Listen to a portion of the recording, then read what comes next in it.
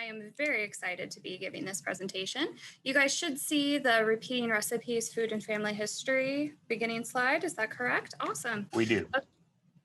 I am actually going to, yes, I'm going to keep that up and we'll see how this works. So I may be asking you guys questions and hoping that you guys help me when I need to know if something is showing properly, because I want to show you guys some links. And I think that's really important for you guys to actually see what I'm talking about when I'm talking about it. So I hope you guys will bear with me and appreciate that. So welcome, one and all. Thank you for joining us today. So we're talking about repeating recipes, food, and family history. I will start off by telling you that I am not an expert necessarily in recipes or food or anything like that. I have a love of family history. I have a love of tradition, and I love food. I'm just not a chef or something. I do not claim to be. So bear with me if you are more advanced than I. But let's get into this and talk a little bit about why this is important. So memory and food go hand in hand. And I think that's something important for us to remember. So what I would like for you guys to do, this is a little interactive, and I can't see you, so feel free not to participate if you don't want to. But I would like for you to close your eyes and imagine being little and somebody in your family making fresh baked chocolate chip cookies. Now, if that wasn't your family's thing, imagine what your family's thing was, whether it's gingerbread or maybe a local dessert, but the thing that as a child you looked forward to. Close your eyes and think about that. Think about the smells, the taste, what it looked like. What did you hear while all this was going on? There's so many different things that you can associate with food. And when you're thinking about your childhood and you're thinking about those early memories, this is something that can be so close to you. It can actually make you sometimes have chills to have a memory that you didn't realize you had.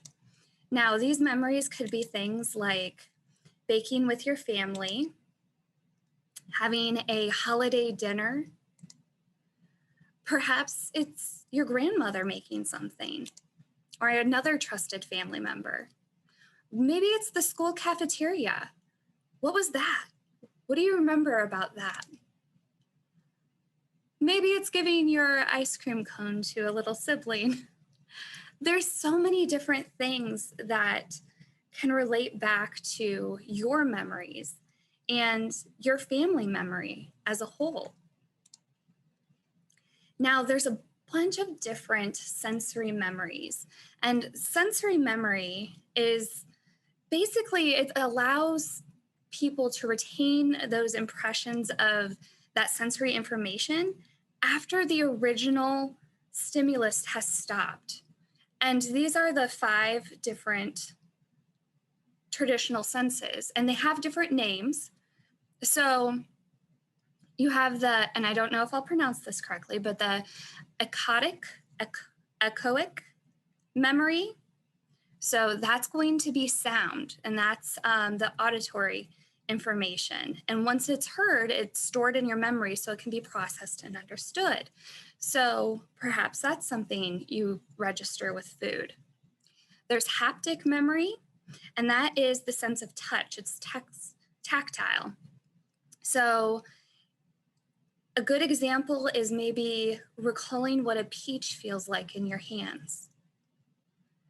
An iconic memory is a visual memory. It also includes long-term memory and short-term memory. So iconic is what you see. It's your sight. Olfactory memory is the recollection of odors, and this is tied so heavily with food. Studies have found that there's characteristics of common memories of odor memory, including persistence and high resistance to interference. So you remember what you smell. And then taste memory. This can be one of the strongest associative memories that you can make. So these are the memories that you can have, and all of them can be surrounded by food in some way, if you think about it. But the taste and the olfactory, so the taste and smell, are more highly related to food. Now, the Proust Phenomenon, this is a really interesting thing. And I gave you guys a link to partial of the original manuscript, but it's the sudden involuntary memory of an autobiography, like it's the biographical memory, including a range of sensory and emotional expressions. So it's named after a French writer, Marcel Proust, and he described it in his book, In Search of Lost Time. It's in French, so it's also, and I'm going to butcher this, à la recherche du temps perdu. And it is really interesting to look and see how this is related. So this is part of, it's a multi-volume set. It's called Remembrance of Things Past. And he went home and his mother saw that she was cold, offered him some tea and a petite madeleine, a little biscuit, basically a cookie. And he kept realizing that there was something there and he couldn't quite grasp what it was. And then he writes that suddenly the memory returns. The taste was that of a little crumb of madeleine, which on Sunday mornings at Cambrai, because on those mornings I did not go out before church time, when I went to say good day to her in her bedroom, my Aunt Leonie used to give me, dipping it first in her own cup of real or lime flower tea. The sight of the little madeleine had recalled nothing to my mind before I tasted it. So seeing it didn't bring it back, that memory, but it was tasting it. And it was multiple bites to the point where he realized, oh my goodness, I remember being a child and my aunt giving me this. And it's just so cool. Oh, and somebody's put a recipe for that in the chat, which is fantastic. So this is a really interesting concept, and I wanted to make sure that you guys knew that this is something that's been studied. There's things that are named after it. You can have these involuntary memories. So you can have these explicit memories, the conscious memory, the aware memory, the autobiographical memory. So these are just different ways that you can remember a single event. So when you're talking about memory and food, where would this come into play? How does this kind of hold hands with family history? Well, the thing is food is so important with gatherings. It is so important with getting together with family or friends or community. So these can be sacred. These can be part of a shared identity. So if you are part of, maybe there's a specific ethnicity, maybe there's a specific region that you're a part of, and you have a specific food that is so important to you, that is your shared identity. So it could be that instead of gravy, you use chicken and noodles on your mashed potatoes at Thanksgiving, whereas in some places you use gravy.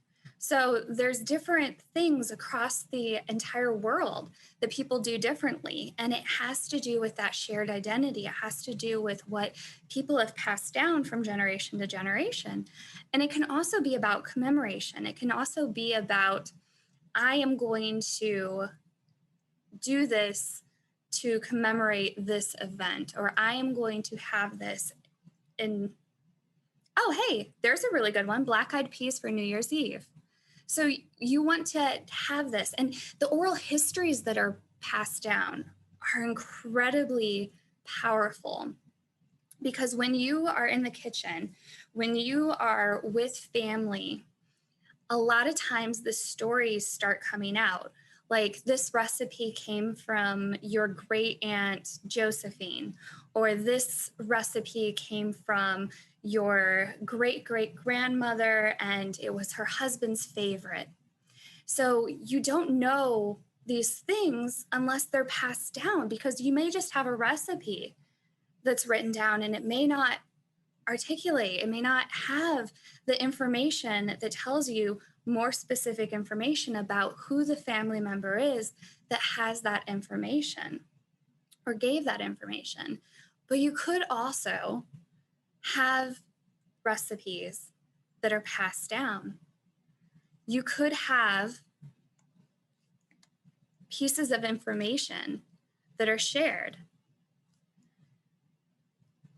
And I love that people are putting information in the chat. So please feel free to do that. I am watching it today, guys. This is a little bit different of a presentation. So please feel free to chatter and talk about your own recipes and about your own things that you do in your family and what recipes are passed down and what those shared identities are, because we're all a community together, and it can be really interesting to see who else is also passing down similar recipes. So I absolutely love looking at recipe books. I think they're some of the most interesting books to look at, old or new, because they have names. They have names and they have locations and a lot of times dates, and you can learn so much from them. So let me move on to the next slide. So why do we collect? Why do we have traditions? Well, we pass down that information. We pass down the culture. We pass down the information. We pass down our own history. It's our personal histories that we're passing down. Each one of you has your own history that is related to food, and it is so important to you and your family. And that's fantastic. And as we're coming up to the holiday season, we may be having a strange holiday season because of what's going on in our world, but you can still have those traditions. You may not have all of the people around, but you may have the food, and that can be just as important.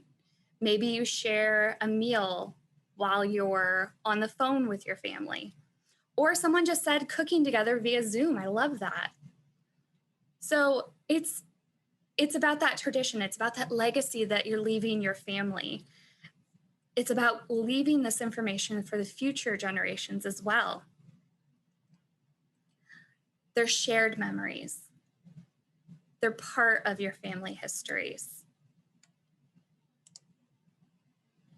So family history through recipes. What can you look at? Well, these recipes can be considered to be family heirlooms. In fact, I'm gonna see you guys. Hey, I unshared so I could show you something. This is my great grandmother's recipe box. I've talked with my mother and we think it's around 100 years old. At least many of the recipes could potentially be even older. There's obviously newer ones where she clipped them out of newspapers or magazines, but her handwritten old ones that are pretty much falling apart are just beyond precious. But my goodness, I have a recipe for my great-grandmother's pudding cake, which is priceless to me. Now, I'm sure you guys have things like this, or a family member does, and that's what you want to look for. I saw that a few people are talking about family not sharing recipes, and that can be pretty frustrating. And I feel for you, but I would definitely keep trying, because this is a little box of gold. And then I have my grandma's, which is also a little box of gold. And then I've been taking my mother's recipes and making her tell me them one by one. and putting them in my own box. So it's about gathering that information. And the fun part is my mom typically doesn't write down recipes. So the recipes I get from her are ones that I've written down. So a lot of times it's my handwriting in here. I should probably get her handwriting. It would probably be a little bit more helpful. I have a few things of hers, but this is what means the most to me and can mean the most to you. So these are heirlooms. These are heirlooms and are protected at all costs. Now, let's go back. And let's see how this works.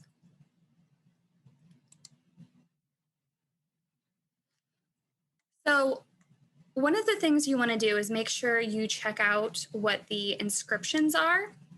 So there could be inscriptions on the recipes in cookbooks, see what notes there might be. And people may have changed the measurements for whatever reason. Maybe it works better for them. Maybe they like the way that it tastes better. So you want to keep an eye out on that. And then we are going to do a new share and just open this up. Okay, can you guys see the website as it's loading? Yes. Thank you.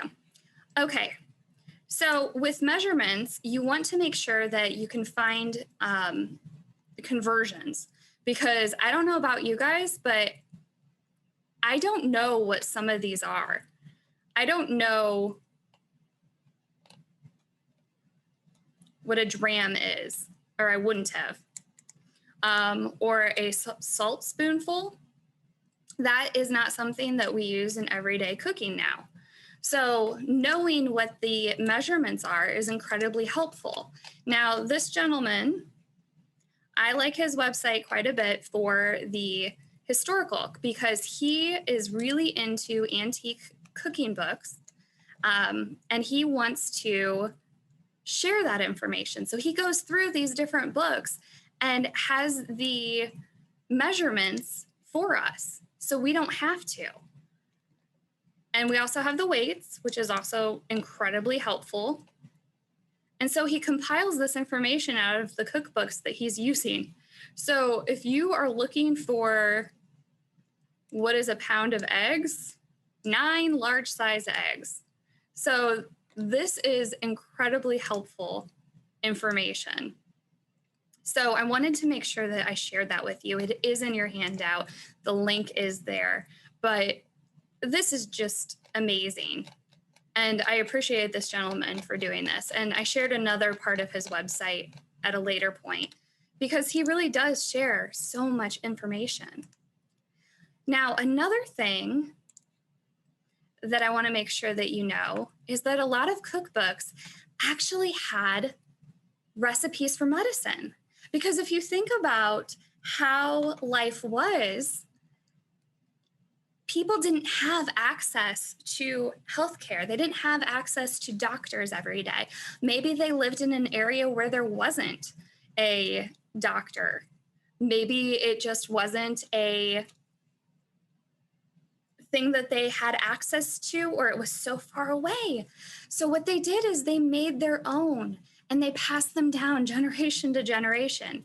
Now, for those of you that may not have a recipe book from your family from a certain time period, you can still look at old recipe books and get an idea of the types of food that your family would have been eating and the medicine that they would have been creating. And then a lot of these books also gave lifestyle instructions, gave instructions on social norms, told people how to set a table, how to raise children, how to raise animals. There's so much information jam-packed into these recipe books, and I absolutely love this. So this is a recipe for a wound drink.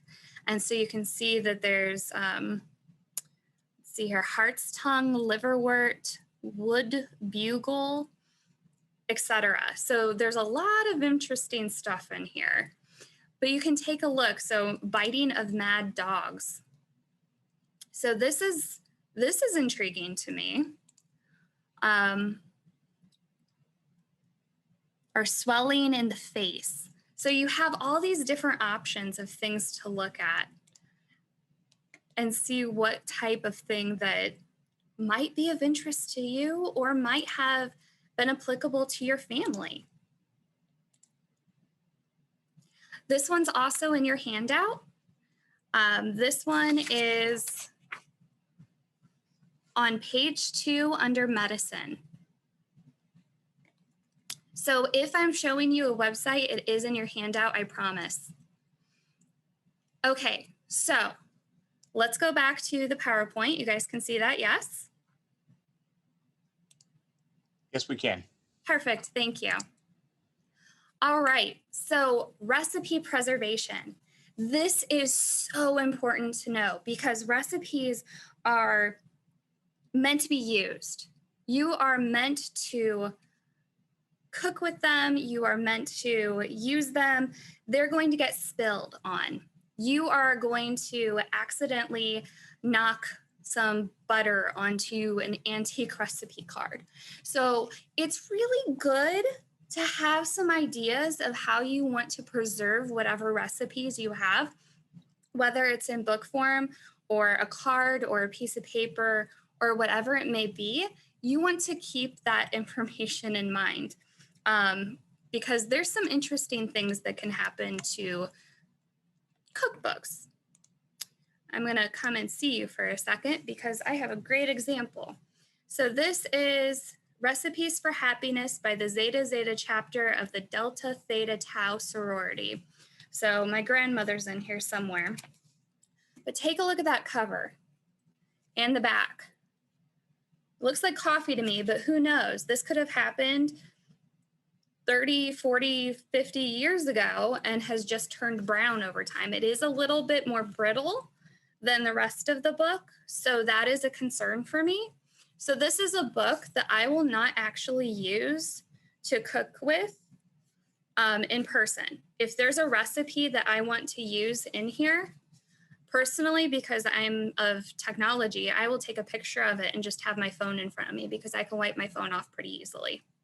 But other people may want to make a photocopy or a scan of the page, but I don't want further damage to happen to this book because this book, I think, is of interest because it looks like it was hand done, and I doubt that there's too many of these left. So keep that in mind as you're doing any sort of cooking with all of your recipes, all your precious recipes. You may not want to use the originals because something could happen to them, and nobody wants that. I don't want that. So let me stop my video. I'm going to do another screen share, and this time we're going back to this because we're going to open these up. So one of the things that you can do, and again, you have this in your handout, is the Library of Congress has an excellent website on collections care. So do not want to reinvent the wheel. Here is the collections care for the Library of Congress. So paper is going to be the thing that is probably useful. There's also books for bound, and then you could probably use scrapbooks for something that perhaps a family member bound themselves. But if you look here, you have a bunch of information, and I'll just click on paper. You have a bunch of information on how to properly care and handle paper. And it'll even tell you how you might be able to fix it. Now, the thing is they're going to tell you to put it in a cool, dry, clean, stable environment. Now, the one thing that is super important is attics and basements are really, really bad because they do not usually maintain a temperature that is stable. it will fluctuate too much. You also don't want to have it in a place where it could get wet. So the basements are pretty bad for that as well. So typically a good place to put things, I would put stuff in a closet. And you'd kind of want to keep it away from light. And then the other thing is you kind of want to keep things separate. And if you really want to get into preservation, and they'll get into it, you can get acid-free materials, and that'll help your recipes or whatever else that you want to preserve. That'll help those things to not deteriorate as fast, because paper is inherently acidic. And if you put paper next to paper, depending on how good the paper is, if it's really acidic or not acidic or medium acidic, it can make other papers around it deteriorate at a faster rate. Does that make sense, guys? You want to be super careful. Let me show you something. So you can order these offline, but this is an acid-free box. So you could put your recipes in a box like this. It doesn't have to be this big. This is just a bigger box that I found that happened to work for this example. But you can find these boxes online. You can find them on Amazon. You can Google archival boxes. There's companies that specifically make them, like Gaylord. It doesn't really matter where you get it. Just make sure you're trying to find things that are acid-free. And that helps. Now, if you don't want to spend a ton of money, you could just make envelopes out of acid-free paper. Acid-free paper is a little bit more expensive than regular paper, but you're not going to be paying for a box or anything like that. Sterilite is also acid-free, and it is archivally sound, the clear Sterilite containers. So if you want to find those, look online. You can find them Walmart, Amazon, wherever, but they have to be clear and you can't seal them. Things that we find out saving materials. Okay, so we are going to go back and open this little guy. So remember how I said we were going to come back to this guy's page? We are back. So you guys all see the oven temperature guide? Yes, we do. Awesome. So I don't know about you guys, but I have trouble figuring out the temperatures for ovens when they're saying that it's a very slow oven. And it's like, okay, that doesn't make a lot of sense to me. Are we talking about slow, like I don't even know. It's not keeping up. I don't know what this means. So the fact that he has done a guide for the oven temperature, it may not be 100%, but this is so much better than what I could ever come up with on my own. So I love having this. And this is how you can update recipes using that measurement guide that was already provided, but also using the oven, because you might want to know if it's a hot or a quick oven, what's that temperature. And then he has a little conversion for Celsius to Fahrenheit or back forth. And then he gives you the temperature for different things that you might want to bake, which again, I thank him for. Like, that's a really good place to start, is seeing what other people have done and seeing if it works. So let me scroll down and hold this here so you guys can read a few. Again, try not to reinvent the wheel. Always try to work smarter, not harder, because, you know, if you're working with vintage recipes anyway, you're probably going to be a little bit nervous about whether or not it's going to work. You might as well get the information that you can from people who have already put it together for us. And then let's take a look at this little guy.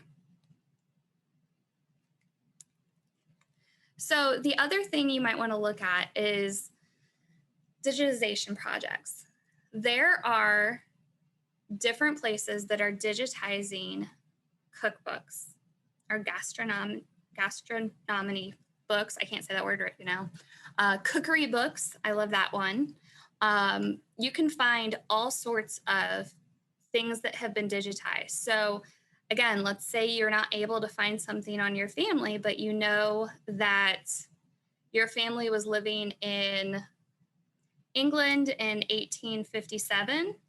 You could take a look at this book and see what types of bread they were making. You could take a look at any of these and see if there's something that could be applicable to your family and see what maybe they were dealing with and maybe what ingredients they had on hand. And maybe try out a few recipes just for fun, because you never know what you might find. I think my favorite thing that I used to do when I worked with students at the Historical Society is show them an old cookbook from the 1800s and had to explain to them that people didn't have grocery stores just down the street, and they had to use every part of the animal when they butchered an animal. And they didn't truly believe me until I started reading to them the recipe for cooking a calf's head. They usually were grossed out but fascinated, and they listened. I find that it's easier to gross out children to get them to pay attention some days. So if you ever want to use that with children or grandchildren or nieces or nephews, go for it. It's quite entertaining. So let's go back over here. All right.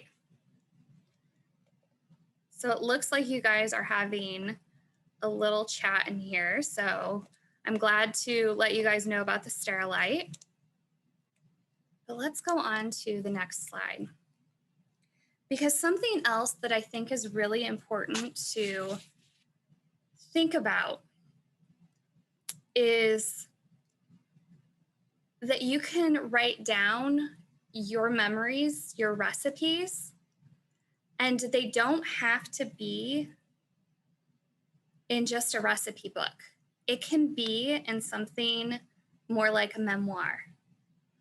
It can tell the stories around the recipe, and the recipe's nestled in between the written stories about the people that surround the recipe, the family, the events, the history, the culture, whatever it may be.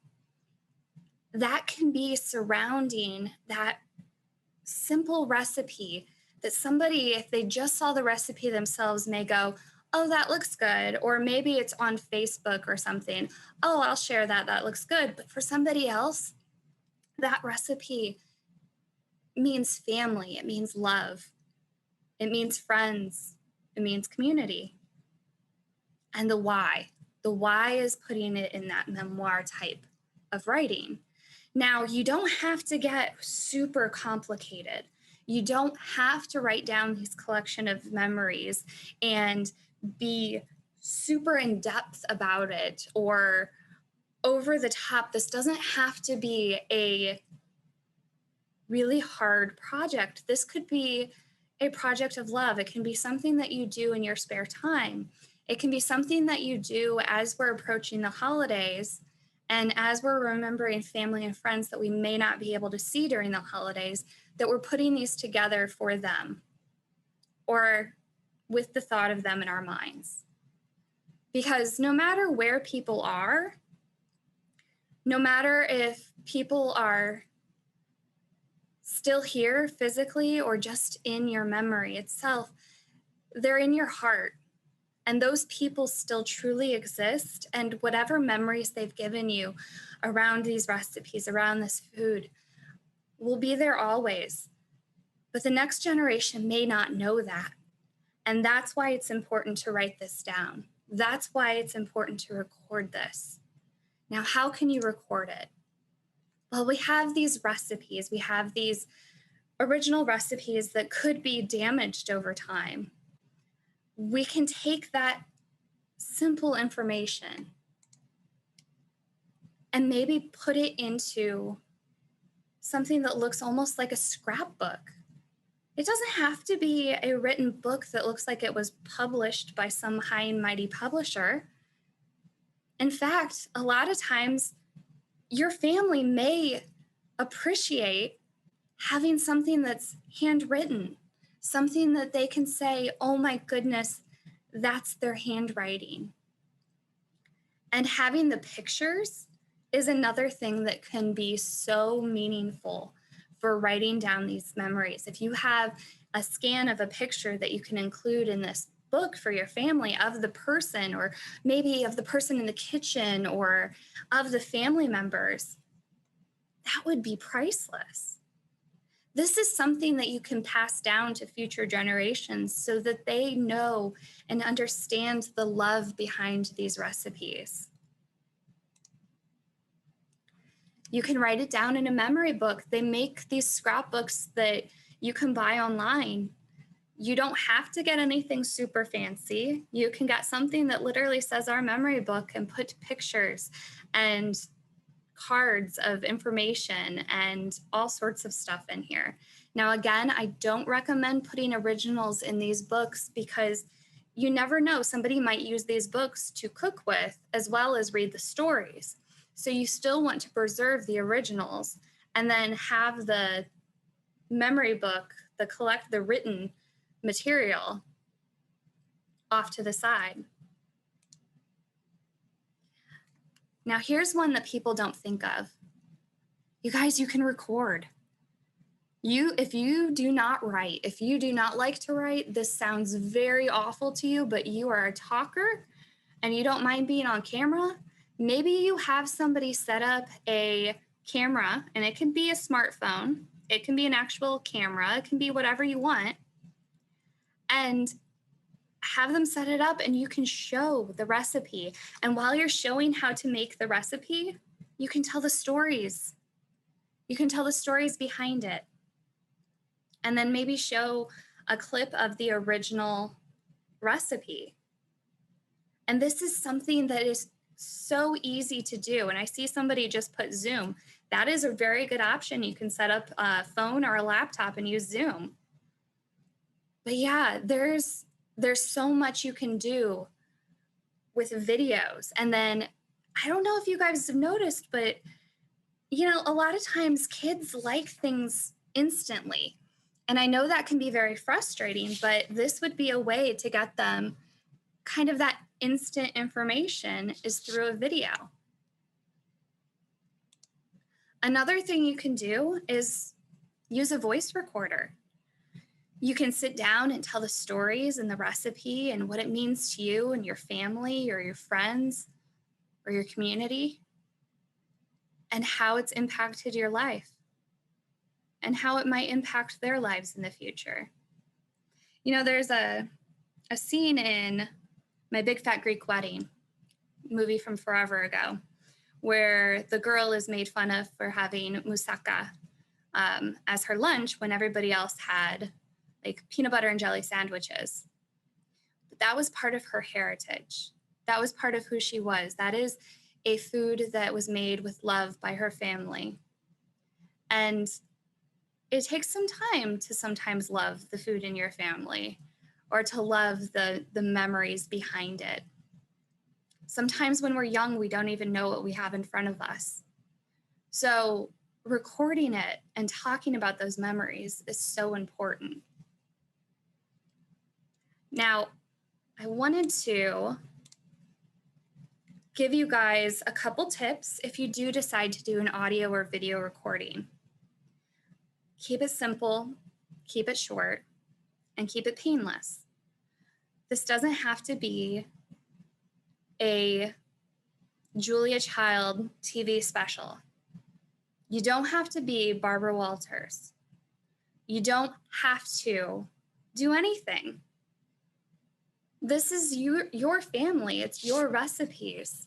So try not to overthink it and just try to do what is easiest for you. I'm going to move over to this screen so I can give you a few more things.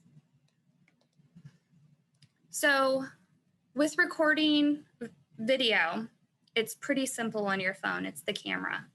Recording audio can be a little bit different.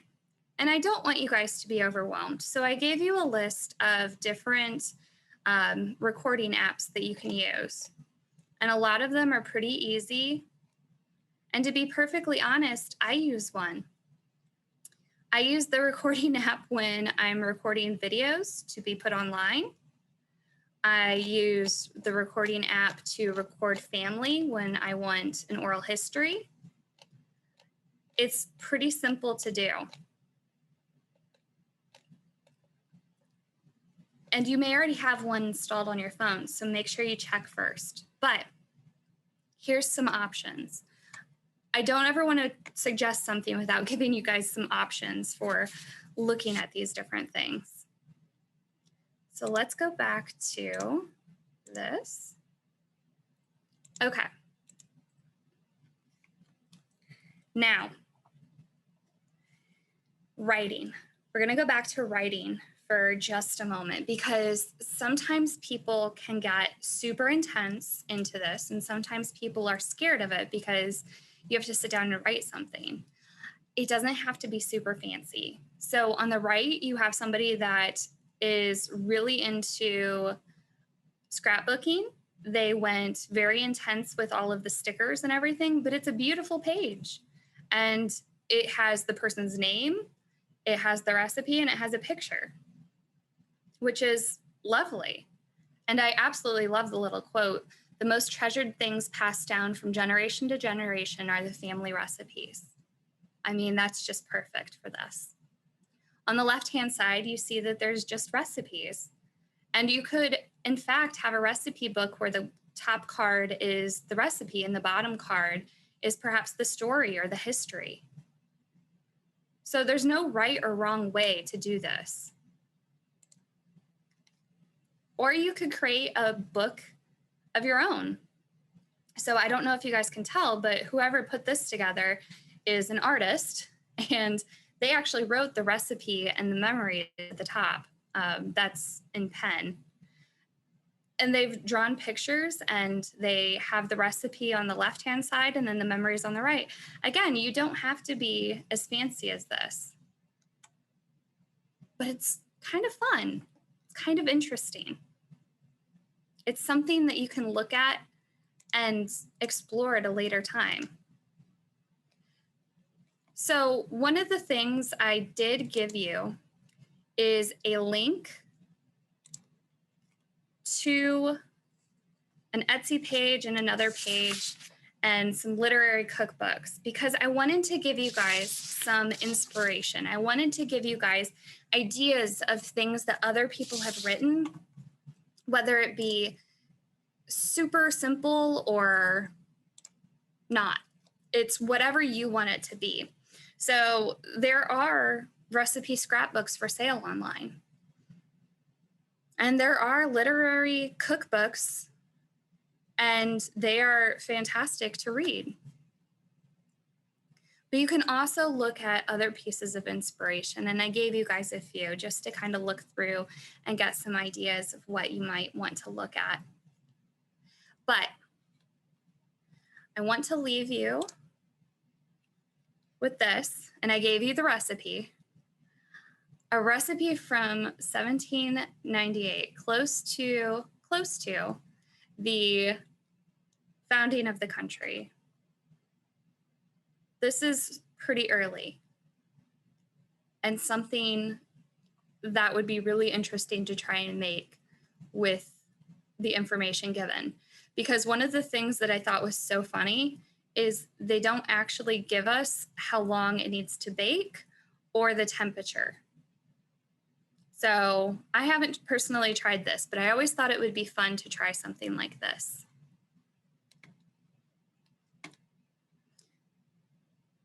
Now I'm going to start my video, stop share. Hi guys. So the other things that I just kind of wanted to make sure you guys knew is if you guys do have cookbooks that are from different fraternal organizations, those are priceless. If this is something you don't want, you should probably call us or somebody else, because one of the coolest things that they have in here is they have names. They have names, and then they have locations. So, and a date. So this gives us information about whoever it is. Now you could have modern cookbooks, or you could have early cookbooks. I like this little guy.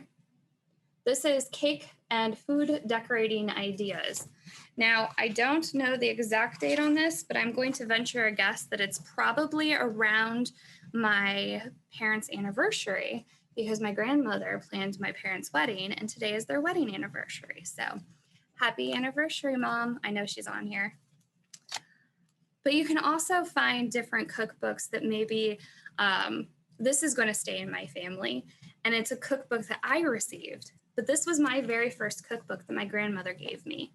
So it's a modern cookbook, but it still has personal meaning to me. And so that's something you want to look for too when you're trying to curate your collection and trying to figure out, is this important? Should I save this? Do I want to make sure that everything's okay? Anybody else have one of these? These were very popular. I love these. I think these are some of the coolest things. It has information on removing spots and stains. I love this. Like, there's so much rich information in here. And then I also love the fact that I can look at this and go, I don't know which child or grandchild got a hold of this, but I know for a fact one of them did. So I have a piece of like history in here that doesn't necessarily have meaning per se, but it's fun. It's a fun little piece of history that you may not think about as saying, oh, well, that's actually kind of cool, because you don't know who put their hands on it. Okay, so my mother says she did it, so that's actually even better, because this was her mother's cookbook. So there's so much information that you can find in cookbooks, and it's so important to your family history to remember those recipes, and more importantly, the stories that surround those recipes. So I really hope this presentation has given you guys inspiration, especially as we're entering the holiday season, to sit down and at least go through your recipes and try to figure out which ones mean the most to you, and maybe write a story or two behind them. So, any questions, guys?